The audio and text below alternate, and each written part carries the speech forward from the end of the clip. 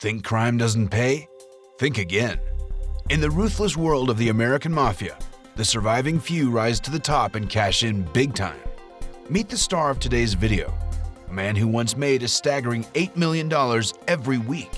Ranked 18th on Fortune magazine's 1986 list of America's 50 richest and most powerful mob bosses, he's the only one still standing. Get ready for a glimpse into the high-stakes, high-reward world of the Mafia. Let's dive in. Meet Michael Franzese, the infamous Yuppie Don, who amassed a fortune through millions of stolen dollars.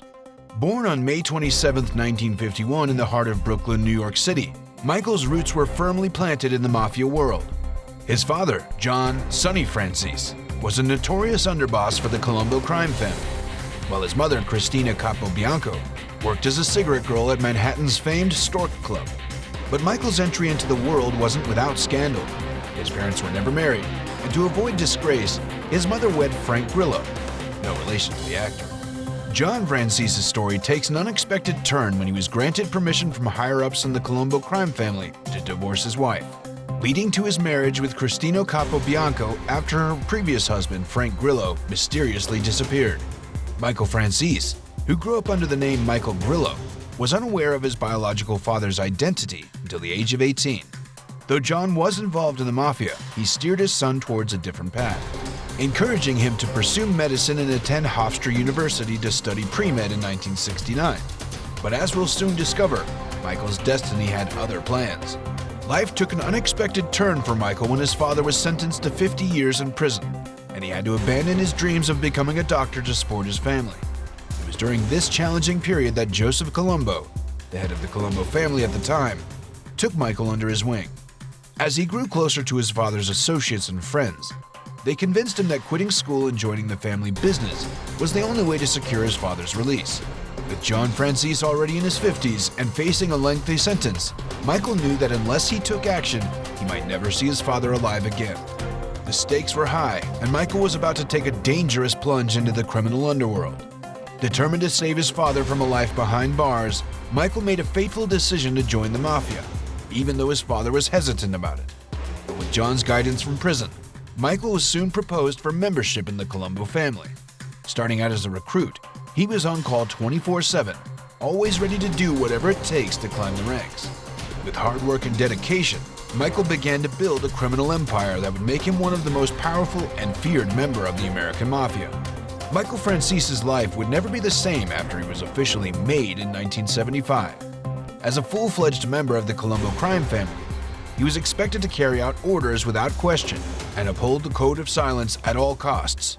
But Michael's ambition and natural business savvy soon propelled him to the upper echelons of the Mafia hierarchy. He became an expert at exploiting legal loopholes and establishing front companies to launder money and hide illicit activities.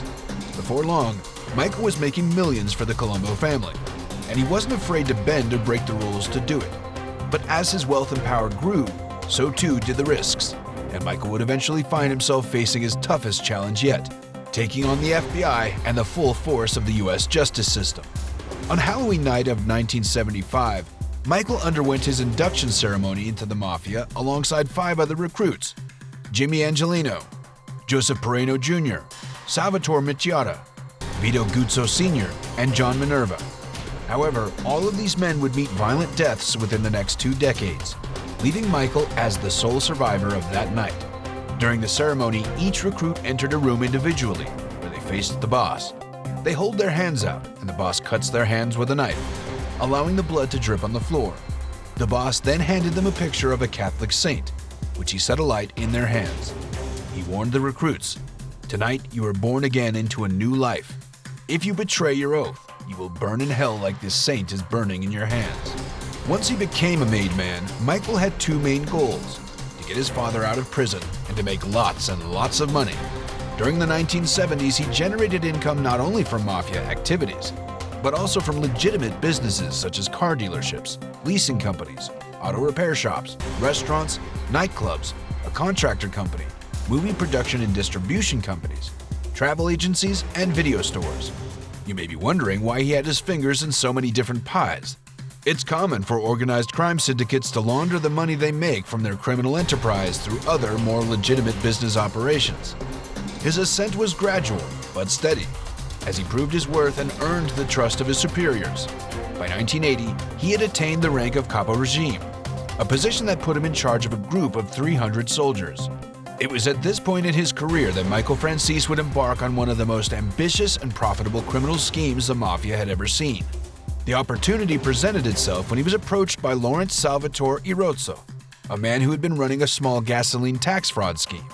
Irozzo was being threatened by a rival crime family who wanted a piece of the action, and he turned to Michael for help. Michael successfully intervened on Irozzo's behalf, and the two men joined forces to take their scheme to new heights. They worked tirelessly to expand their operations, forging alliances with other criminal organizations and establishing a vast network of distributors and suppliers. In the pursuit of profiting from the gasoline trade, Michael and his associates established a grand total of 18 stock-bearer companies in Panama. It was an opportune time to do so, as the country had laws that permitted companies to vend gasoline to each other wholesale and without tax. Thus, by leveraging this loophole, Michael and his cohorts were able to purchase vast quantities of gasoline without paying taxes on any of it, and then transport it to America for sale at various gas stations. Interestingly, the family still managed to collect the state and federal taxes for each gallon of gasoline that was purchased, but instead of paying it as required, they kept the money for themselves. This shrewd tactic ensured that despite selling gasoline at much lower prices than legitimate gas stations, the family still raked in millions of dollars. If the authorities ever caught a whiff of their illicit operation, Michael and his team were quick to shift their base of operations to another one of their 18 gas companies and start anew. During the 8-year duration of the scheme, the amount of gasoline tax stolen from the New York state government is estimated to have been around $250 million per year. This staggering sum was a result of the illegal operations carried out by the Columbo crime family and their associates. However, this was not the end of their criminal activities. When Michael Franzese moved the operation to Florida, it is believed that he was responsible for the theft of between $40 million and $250 million in taxes. This demonstrates the vast extent of their fraudulent activities.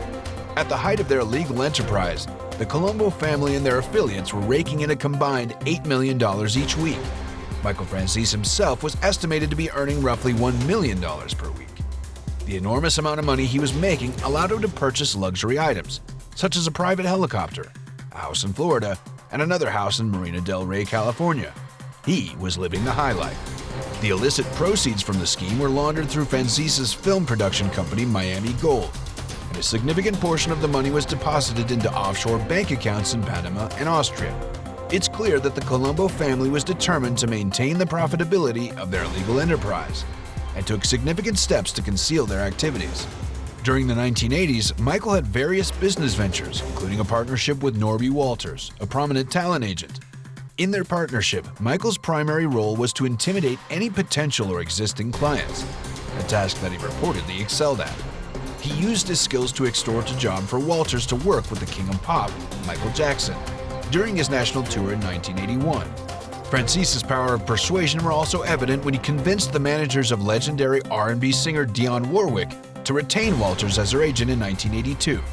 One can only imagine the tactics Michael employed to achieve this feat. Apart from his work in the music industry, Michael was rumored to have connections with boxing promoter Don King. His ties to King and his impressive abilities as a partner did not go unnoticed, as he was made a partner in Norby Walters' new sports management firm in 1985. Michael's role in the sports management company is not entirely clear, but it is likely that he used his intimidating demeanor and excellent persuasion skills to negotiate deals and secure clients. It is worth noting that Michael's methods may have been ethically questionable, if not outright illegal. Intimidation and extortion are not acceptable business practices, and such tactics can harm clients' career and reputations.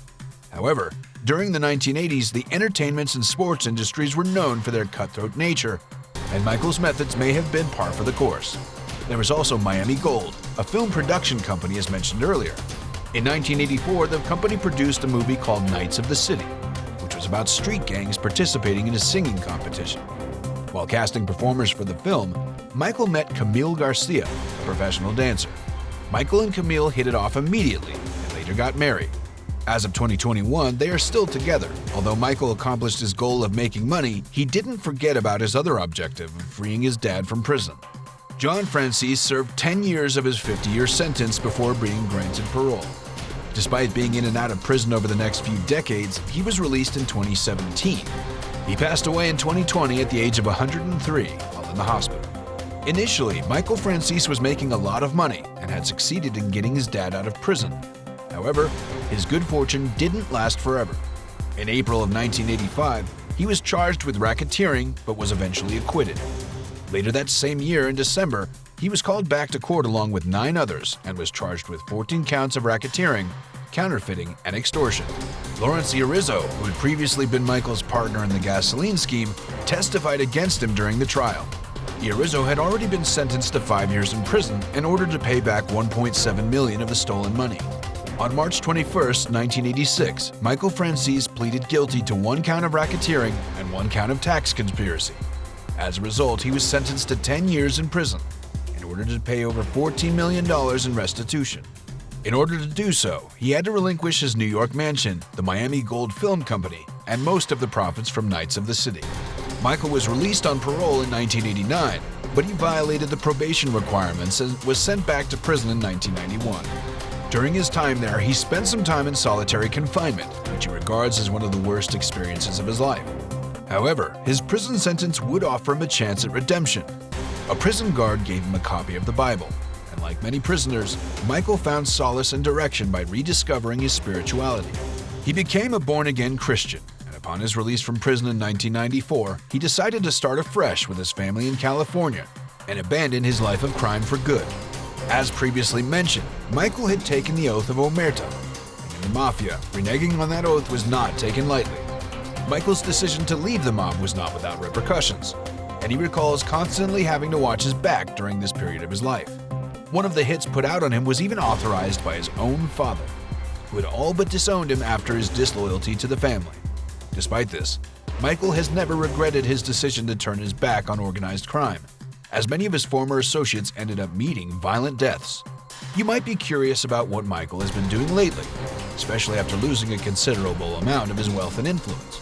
We are elated to inform you that Michael's life has taken a positive turn, and he has accomplished much in his current circumstances. Presently, he resides with his wife Camille and their 7 children in Anaheim, California.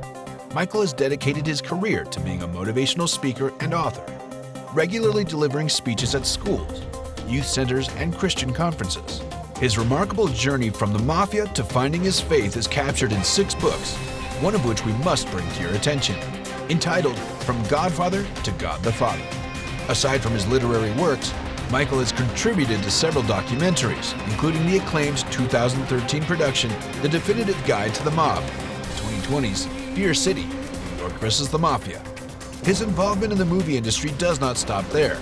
He even made a brief appearance in the critically acclaimed film Goodfellas, as the character played by Joseph Bono. Furthermore, Michael is an active YouTuber, sharing his wisdom, life experiences, and reviews of gangster movies in a series called Mob Movie Mondays. With that said, thank you for watching. Be sure to hit the subscribe button and stay tuned for more. And if you found this content helpful, give the video a like. See you in the next video. Till then, take care.